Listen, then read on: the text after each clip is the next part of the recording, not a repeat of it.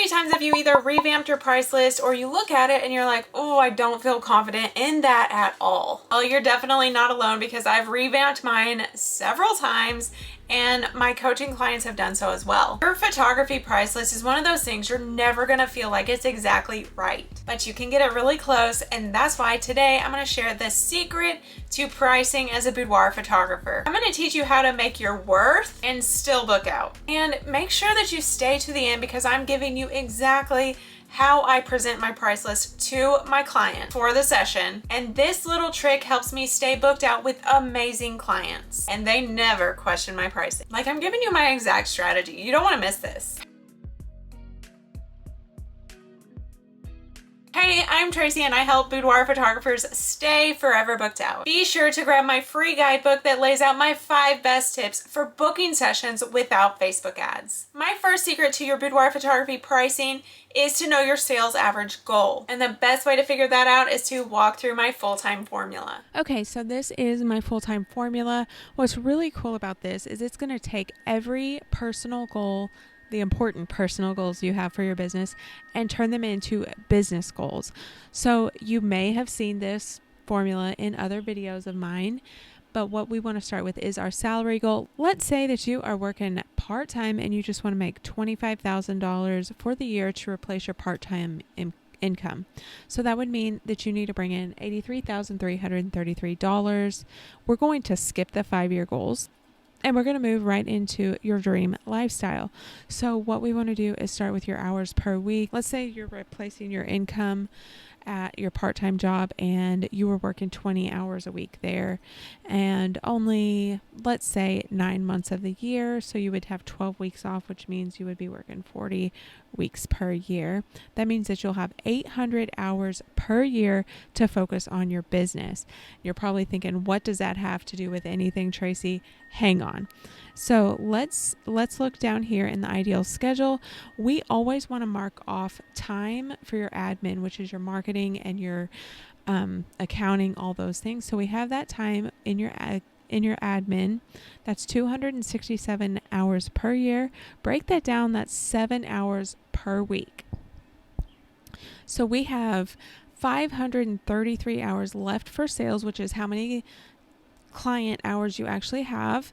And so your hours per client, that means what I'm talking about here is how many hours per client it takes from initial contact, the first time they email you, to the delivery of their final product. And on average, that is 8 hours for a photographer.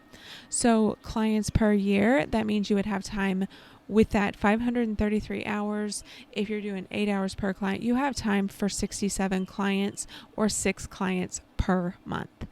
And then finally, that gives us our sales average, which is what you want to base your price list on.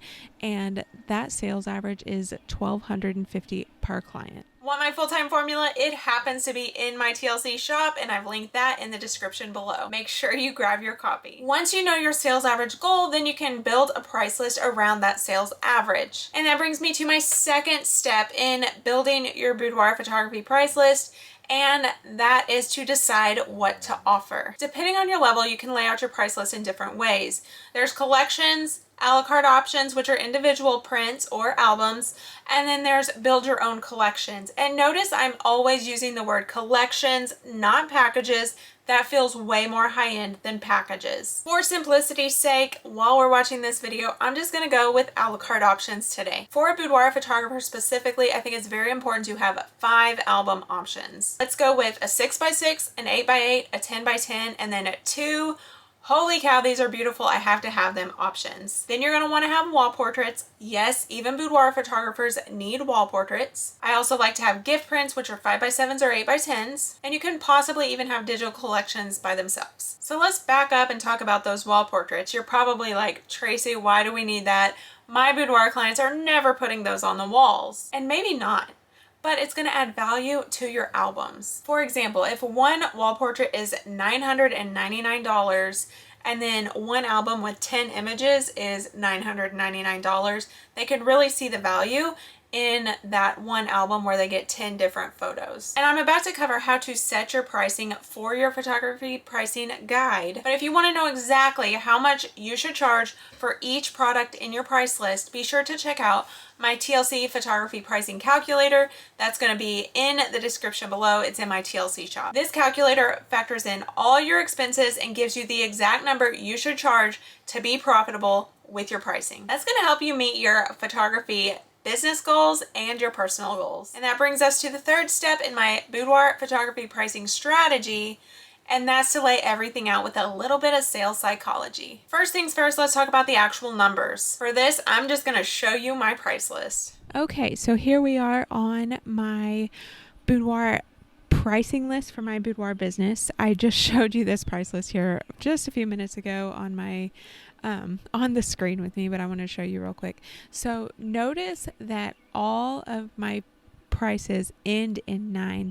There's a good reason for that, and it's proven psychology behind ending prices in 9. Just think about it. Like if you are talking to somebody and they say, or you see this number, $399, for example, my clients will literally tell me that that is my $300 album, even though it's $1 less than $400. It's a $400 album, but there is some psychology that left digit effect is the number that they're seeing. It's not the entire number. So that is a very good way to just get an extra $100. Another thing, these are my prints. I talked about this a little bit earlier. Having prints on your price list is very important, but it's specifically with these names because those names are going to psychologically, they're not going to want a miniature or a tabletop, even though a miniature and a tabletop is not really that small. These are wall portrait sizes. They're 11 by 14, 16 by 24. They're going to automatically go to this small portrait because of the fact that they don't want to buy a miniature or a tabletop. They think the small or standard is a better size.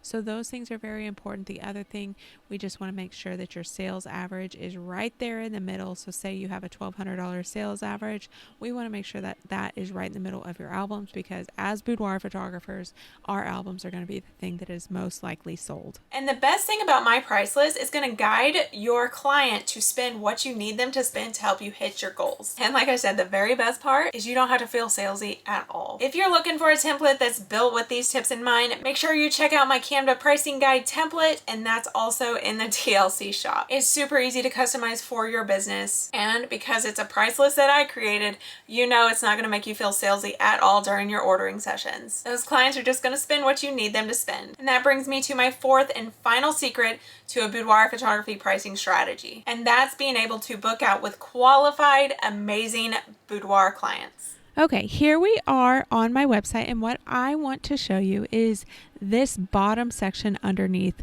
where it actually talks about the session fee. Now, most photography clients are going to not think about the fact that the photos are not included in the price, no fault of our own, but we have to make it very clear. And so the way that I do it is these 4 sentences right here.